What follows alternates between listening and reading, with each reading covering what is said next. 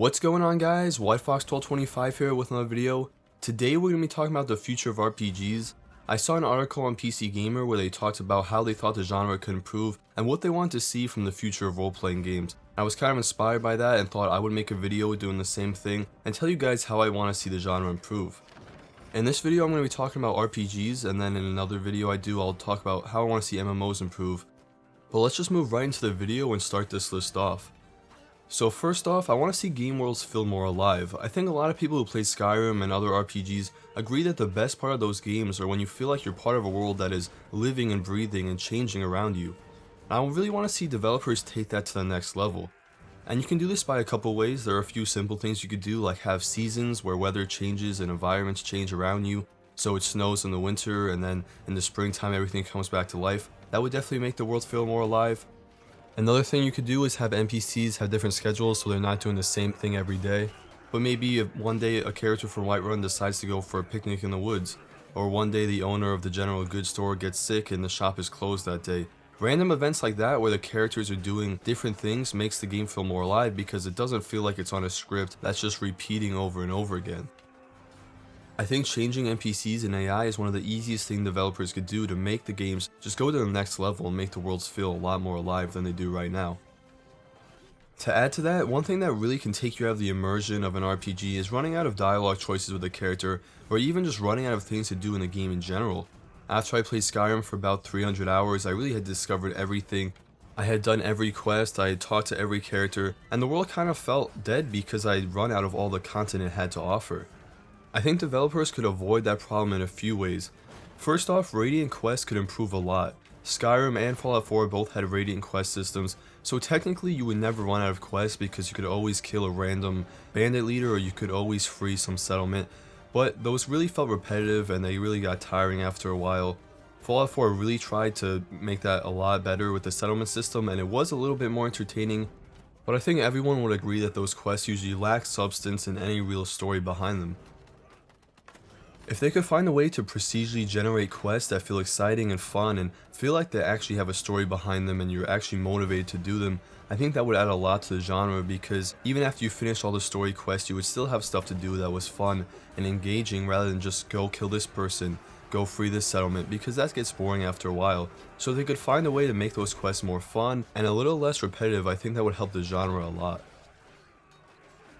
One thing that The Witcher 3 did that I really liked was they gave some free quests after launch as free DLC. They weren't anything major, just one simple quest, but if developers could come out with even one free quest a month, that would make the game world feel so much more alive, because it wouldn't feel like you just finished the content and that was it, because content is being added all the time, not just as DLC but as a free update.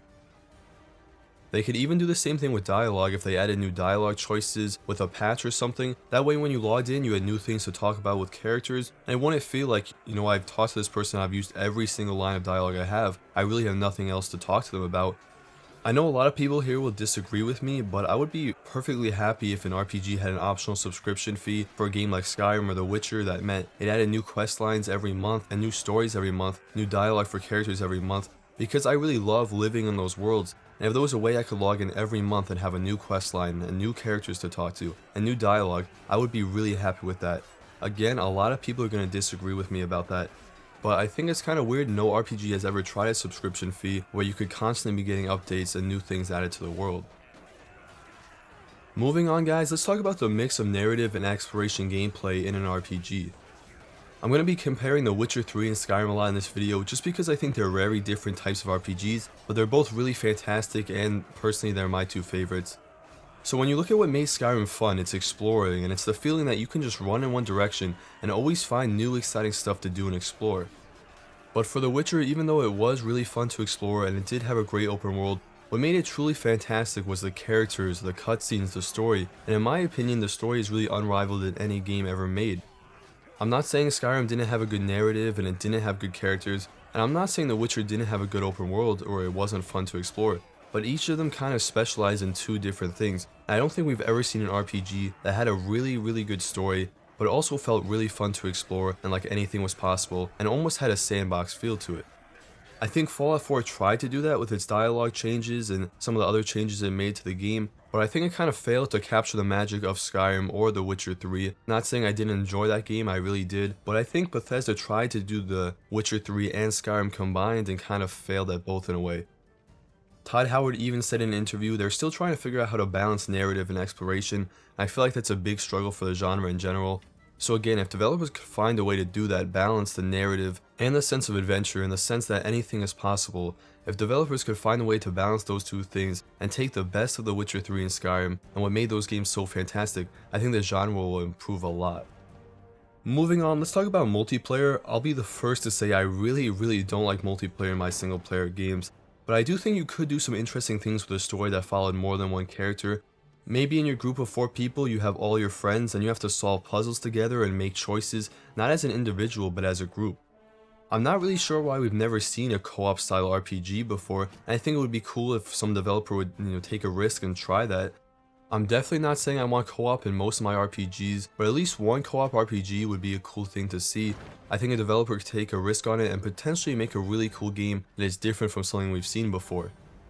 To add to that, I think there's other ways to add multiplayer to RPGs in a single player world that doesn't break immersion. For example, you could have an arena like in Oblivion where you actually fight other players, and if you could do that without taking you out of the immersion or making you feel like you're taking out of the single player world, and have seamless multiplayer where you just hop in and out of single player to multiplayer back to single player in a role playing game, that would be very cool to see too. Now the next thing I want to talk about is combat. Overall, the genre could improve a lot when it comes to combat. Games like Chivalry and Mount&Blade have shown that sword-based combat can be really complex and fun, and it doesn't have to be about just spamming the left mouse button.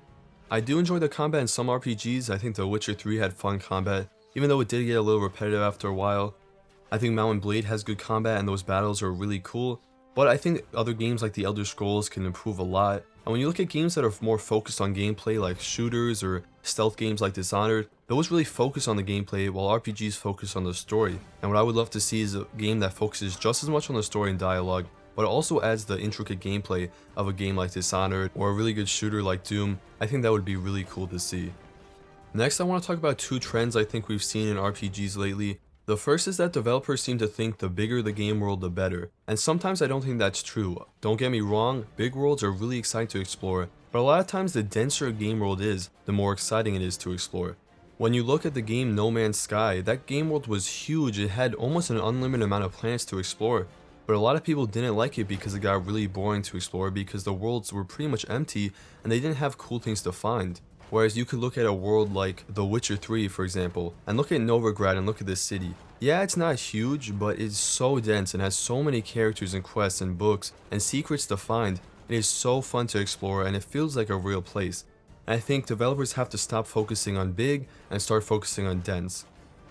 The second trend I think we've seen a lot is developers thinking they have to hold the player's hand a lot. When I have a choice to make an RPG, I really don't want it to be do this or do that. I really don't want the game to tell me all my options. I would much rather have to be creative and think of a solution myself. I would much rather the game just tell me what the problem is and just give me the tools to solve it, but don't tell me exactly how to do it. The last thing I want to talk about in this video is virtual reality. VR has gone a long way, but I still don't really think it's realistic for a role-playing game. But I will say when you think about what makes a role-playing game fun, it's the immersion. It's feeling like you're in another world. It's feeling like you are another person. And for me at least, it's about escaping reality, even if it's just for an hour or two. So obviously virtual reality would be awesome if you could actually be so immersed in the game, it's all you see and it's all you do. A first-person role-playing game with VR would be very cool.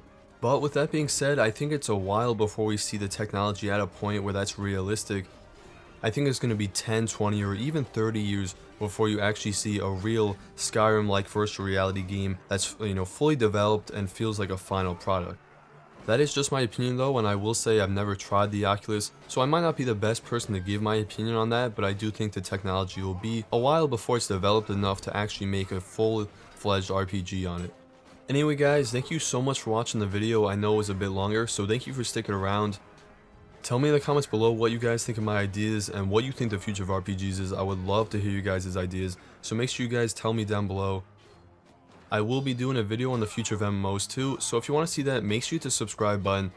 I'll also be making videos on other RPGs, MMOs, The Elder Scrolls Online, so again, if you want to see that content, make sure you hit the subscribe button. If you liked the video, give it a like, it helps us out a lot. Thank you so much for watching, it means the world to me, and I will see you in the next one.